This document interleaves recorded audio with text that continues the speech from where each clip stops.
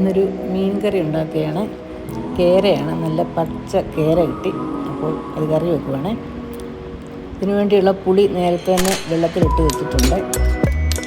ഇഞ്ചി, വെളുത്തുള്ളി, ചെറിയ ഉള്ളി, പച്ചമുളക്, കറിവേപ്പില ഇത്രയും റെഡിയാക്കി വെച്ചിട്ടുണ്ട്. ചട്ടി നന്നായി ചൂടായി കഴിയുമ്പം അതിലേക്ക് കടുകും കുറച്ച് ഉലുവയിട്ട് പൊട്ടിക്കുക. അതിനുശേഷം അതിലേക്ക് വെളുത്തുള്ളി, ഇഞ്ചിയും ഇട്ട് കൊടുക്കുക. അതിൻ്റെ കളറൊക്കെ ഒന്ന് മാറുന്നിടം വരെ ഇളക്കി കൊടുക്കുക. ഇതിലേക്ക് ചെറിയ ഉള്ളിയും കറിവേപ്പിലയും പച്ചമുളകും കൂടെ ചേർത്ത് കൊടുക്കുക.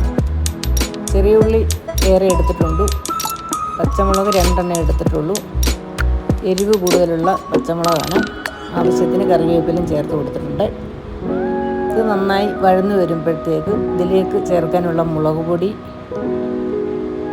മല്ലിപ്പൊടി, മഞ്ഞൾപ്പൊടി 3 സ്പൂൺ മുളക് പൊടിയാണ് എടുത്തിരിക്കുന്നത്.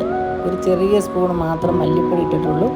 ആവശ്യത്തിന് മഞ്ഞൾപ്പൊടി ഇത്രയും ചേർത്ത് ഇതിൻ്റെ പച്ചമണമൊക്കെ ഒന്ന് മാറി വരുന്നിടം വരെ ഇളക്കി കൊടുക്കുക. അപ്പോൾ ഇതിൻ്റെ പച്ചമണമൊക്കെ മാറി ഇതിലേക്ക് വെള്ളത്തിലിട്ട് വെച്ചിരുന്ന പുളി ഇട്ട് കൊടുക്കുക. അതിനോടൊപ്പം തന്നെ പുളിവെള്ളം കൂടി ഒഴിച്ച് കൊടുക്കണം. ഇതിനകത്ത് ഒഴിക്കാൻ വേണ്ടി ചെറിയ ചൂടുവെള്ളം എടുത്ത് വെച്ചിട്ടുണ്ട്. അപ്പം ഇതിനകത്തോട്ട് ആ ചൂടുവെള്ളം കൂടെ ചേർത്ത് മിക്സ് ചെയ്ത് നന്നായി ഇളക്കി കൊടുത്ത് ഇതിലേക്ക് എന്നിട്ട് നമുക്ക് ആവശ്യത്തിനുള്ള ഉപ്പും ചേർത്ത് അടച്ചു വെച്ച് തിളയ്ക്കുന്നിടം വരെ വേവിക്കുക. തിളച്ചതിന് ശേഷം അടപ്പ് മാറ്റിയിട്ട് റെഡിയാക്കി വെച്ചിരിക്കുന്ന മീൻ കഷ്ണങ്ങൾ ഓരോന്നോരോന്നായി ഇട്ട് കൊടുക്കുക. ഇത് 3/4 കിലോ കേരയായിരുന്നു, നല്ല പച്ച കേരയായിരുന്നു.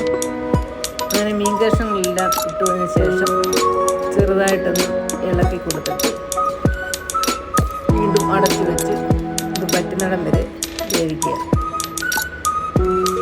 ഒരു 15 മിനിറ്റൊക്കെ അടച്ചു വെച്ച് വേവിച്ചപ്പോൾ ഇത് നന്നായി വെന്തു ചാറൊക്കെ നല്ലതായി വറ്റി നല്ല സ്മെല്ലൊക്കെ വരാൻ തുടങ്ങി. നല്ല പച്ച മീനായിരുന്നു.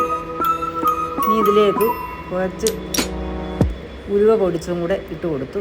ഉലുവ നേരത്തെ കടുക് പൊട്ടിച്ചപ്പോൾ ഇട്ടതാണ്. അപ്പം കുറച്ച് ഉലുവ പൊടിച്ചതും 2-3 തണ്ട് കറിവേപ്പിലയും ആവശ്യത്തിന് പച്ച വെളിച്ചെണ്ണ ഒഴിച്ചു കൊടുത്തു. അങ്ങനെ നല്ല ടേസ്റ്റായിരുന്നു. ഞാനിത് ഉപ്പൊക്കെ നോക്കി എല്ലാം കറക്റ്റാണ്. അങ്ങനെ നല്ല ടേസ്റ്റുള്ള ഒരു കേരക്കറി റെഡിയായി. അപ്പോൾ ഇത് ഞാൻ കപ്പയൊക്കെ കൂട്ടിയാണ് കഴിക്കുന്നത്.